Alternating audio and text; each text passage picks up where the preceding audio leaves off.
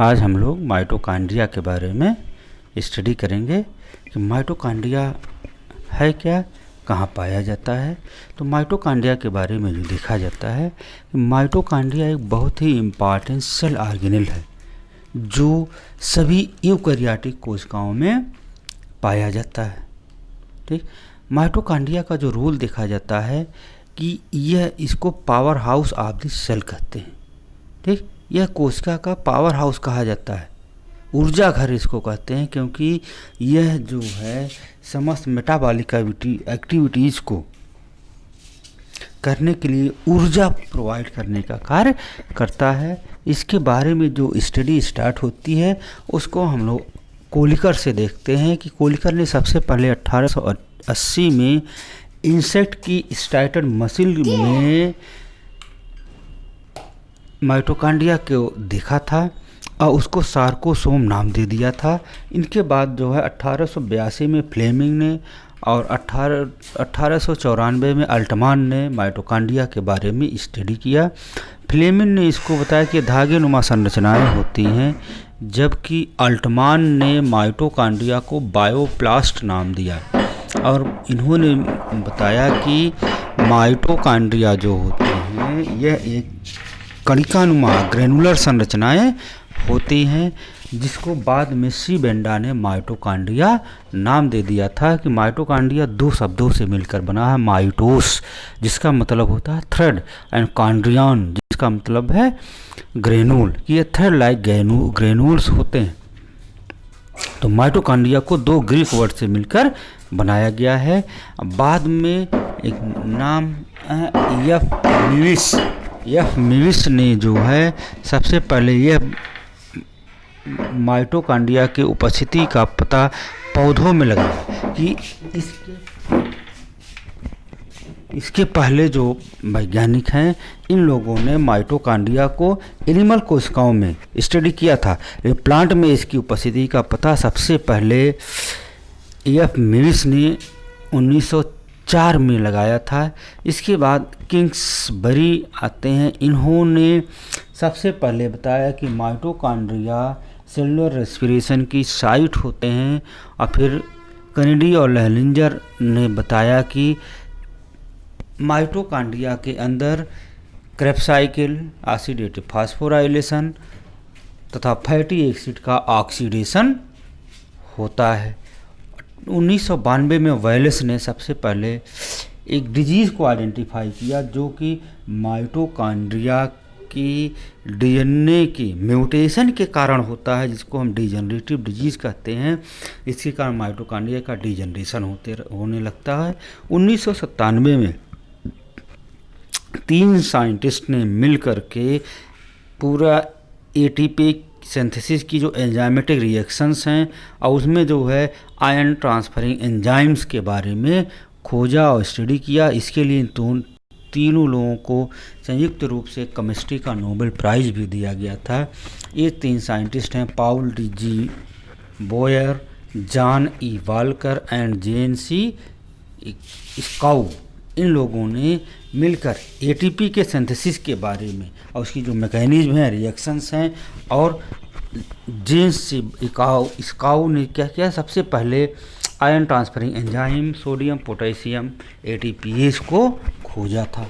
ठीक, माइटोकॉन्ड्रिया को जो देखा जाता है कि माइटोकॉन्ड्रिया यह एक क्या है, सेल ऑर्गेनेल है जो सभी एरोबिक कोशिकाओं में पाया जाता है। एरोबिक होते हैं, एरोबिक यूकैरियोटिक कोशिकाओं में कहा जाता है, क्योंकि प्रोकैरियोटिक कोशिकाओं में ये नहीं पाए जाते हैं। एनारोबिक कोशिकाओं में या एनारोबिक ऑर्गेनिज्म में माइटोकॉन्ड्रिया नहीं पाए जाते हैं। कि माइटोकॉन्ड्रिया को दूसरा देखा जाता है कि ये इम्पॉर्टेंट क्यों है, क्योंकि ये जो है क्या है, पावर हाउस कहा जाता है। यह मेटाबॉलिक एक्टिविटीज़ के लिए क्या करते हैं, एनर्जी सेंटर का कार्य करते हैं, यही एनर्जी प्रोवाइड करने का कार्य कर रहे हैं। ठीक, माइटोकॉन्ड्रिया को सबसे पहले कोलिकर ने देखा था, 1880 में देखा था। बेंडा ने इसको माइटोकॉन्ड्रिया नाम दिया था और इसकी जो डिटेल स्टडी है वह इलेक्ट्रॉन माइक्रोस्कोप के द्वारा संभव हो सकी। और जब इसको हम देखते हैं कि इसकी उपस्थिति कहाँ है, कहाँ कहाँ पाई जा रही है, तो प्रोकैरियोटिक कोशिकाओं को कहा गया ये प्रोकैरियोटिक कोशिकाओं में होते हैं, और क्या प्रोकैरियोटिक कोशिकाओं में नहीं पाए जाते हैं। ठीक, कहाँ होते हैं, या एरोबिक को यूकैरियोटिक कोशिकाओं में पाए जाते हैं, जबकि एनाएरोबिक यूकैरियोटिक कोशिकाओं में ये नहीं पाए जाते। ठीक, इनका नंबर देखते हैं, इनकी संख्या जो होती है कि इनका जो नंबर है वेरी करता है 1 से लेकर 5000 तक, और कुछ प्रोटोजोआ हैं जहाँ पर इनकी संख्या 5 लाख तक भी पाई जाती है। साइज इनका जो देखते हैं वह 0.5 से 2 माइक्रोन तक जनरली वेरी करता है, लेकिन कहीं कहीं पर 7 माइक्रोन तक इनकी साइज होती है। और इनका जो शेप होता है वह कोई निश्चित आकार नहीं होता, वेरिएबल शेप के होते हैं। कुछ माइटोकॉन्ड्रिया में ये भी देखा गया कि ये ब्रांच्ड भी होते हैं, ऐसा पीके गुप्ता की किताब में लिखा गया है। अल्ट्रा स्ट्रक्चर माइटोकॉन्ड्रिया की जो हम देखते हैं कि लेटान सूक्ष्मदर्शी से जब माइटोकॉन्ड्रिया को देखा गया तो यह देखा गया कि माइटोकॉन्ड्रिया कहते हैं एक डबल मेम्ब्रेन और दोहरी कला की बनी हुई संरचना होती है, जिसमें आउटर और इनर मेम्ब्रेन पाई जाती है। ये दोनों मेम्ब्रेन 60 से लेकर 70 एंगस्ट्रॉम तक मोटी होती हैं। जो आउटर मेम्ब्रेन होती है, आउटर मेम्ब्रेन में जो फास्फोलिपिड होते हैं वह इनर मेम्ब्रेन की तुलना में अधिक पाए जाते हैं। कोलेस्ट्रॉल जो होते हैं वह इनर मेम्ब्रेन की तुलना में अधिक पाए जाते हैं। दोनों कलाओं के बीच की जो स्पेस होती है उसको पेरीमाइटोकॉन्ड्रियल स्पेस कहा जाता है। अब पेरीमाइटोकॉन्ड्रियल स्पेस में एक वाटरी फ्लूइड भरा होता है। इस स्पेस की चौड़ाई 40 से 70 एंगस्ट्रॉम होती है। अब माइटोकॉन्ड्रिया का जो इनर स्पेस होता है इसमें मैट्रिक्स भरा होता है, और इस मैट्रिक्स में बहुत से ग्रेन्यूल्स होते हैं, राइबोसोम्स होते हैं, डीएनए होते हैं और आरएनए पाए जाते हैं। ठीक, इसके अलावा जो सबसे इम्पॉर्टेंट होता है कि माइटोकॉन्ड्रिया के मैट्रिक्स में क्रेब्स साइकिल के सभी एंजाइम्स पाए जाते हैं। जो माइटोकॉन्ड्रिया की इनर मेम्ब्रेन होती है इसमें 2 फेस पाए जाते हैं। जो फेस मैट्रिक्स की तरफ होता है उसको एम फेस, जो फेस पेरीमाइटोकॉन्ड्रियल स्पेस की तरफ होता है उसको सी फेस कहा जाता है। तो जो इनर मेम्ब्रेन का एम फेस होता है उस पर देखा जाता है क्या होता है, बहुत से इनफोल्डिंग्स होते हैं इनर मेम्ब्रेन पे। ठीक, यह जो इनफोल्डिंग्स होते हैं यह क्या होते हैं, मतलब एक ट्यूबुलर चैम्बर के रूप में पाए जाते हैं। इस संरचना को हम क्रिस्टी कह देते हैं, और क्रिस्टी के अंदर जो स्पेस होता है उसको इंटरक्रिस्टी स्पेस कहा जाता है।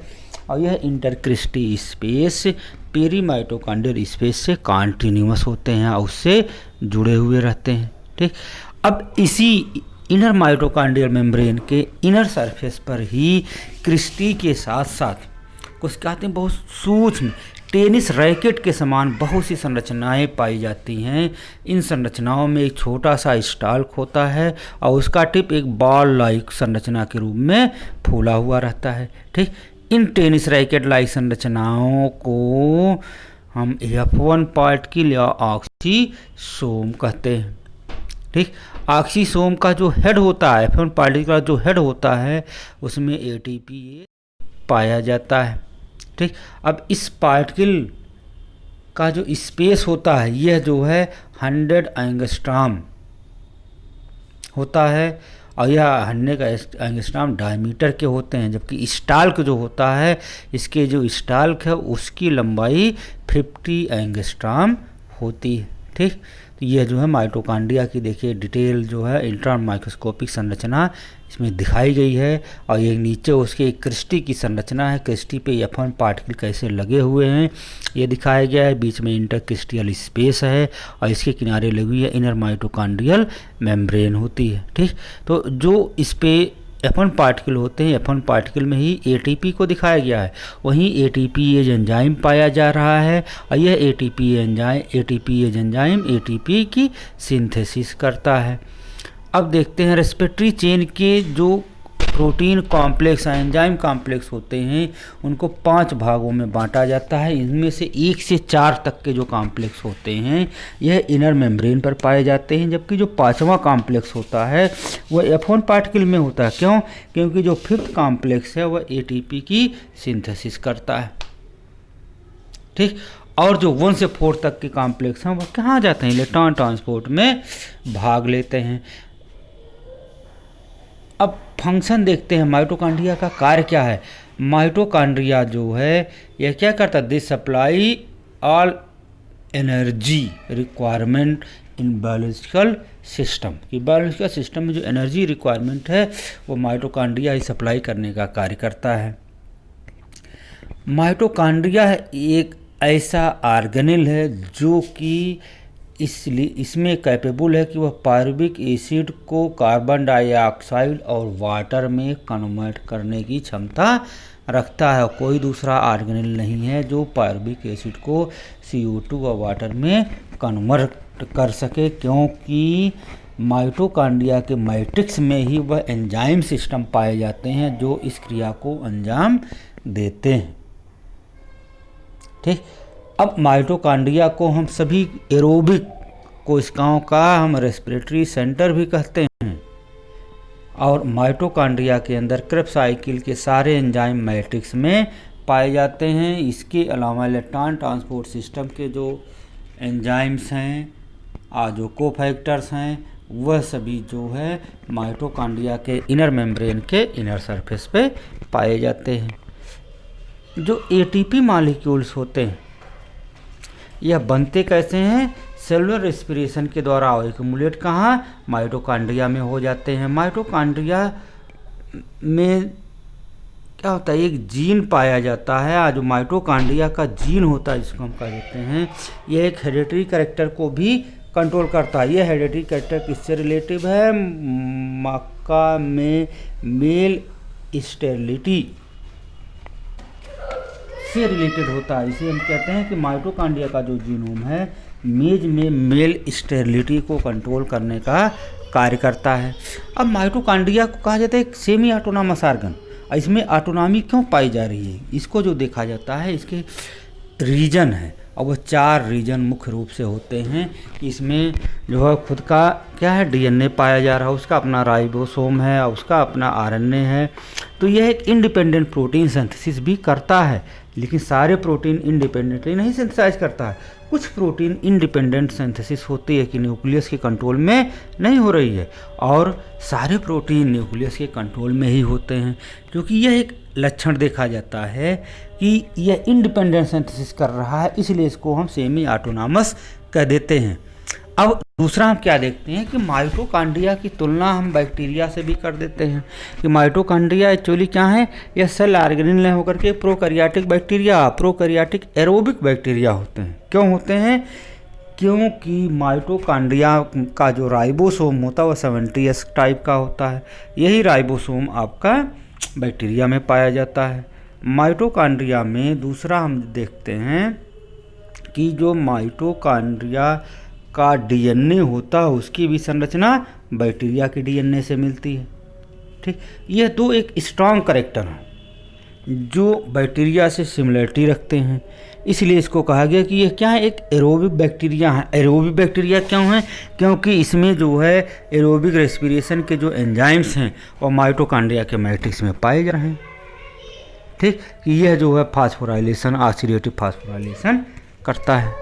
तो इस तरह से इसकी सिमिलरिटी जो है हम क्या कर दिए, एक एरोबिक प्रोकैरियोट से भी कर देते हैं। और तब यहाँ पे कहा जाता है कि माइटोकॉन्ड्रिया एक एनारोबिक सेल के अंदर क्या है? एक एरोबिक बैक्टीरिया है जो एक पैरासाइट के रूप में वहाँ पर पाया जाता है। ठीक, तो यह देखा जाता है और इसका कार्य देख लिया जाता है कि माइटोकॉन्ड्रिया मुख्य रूप से क्या है? एनर्जी का कार्य करते हैं। इस पे जो है ऑक्सीडेटिव क्रेब्स साइकिल है, ऑक्सीडेटिव फास्फोराइलेशन, ऑक्सीडेटिव डिकार्बोक्सिलेशन, ये सारे रिएक्शन माइटोकॉन्ड्रिया के अंदर ही होते हैं। तो यहीं पे इसको समाप्त किया जाता है।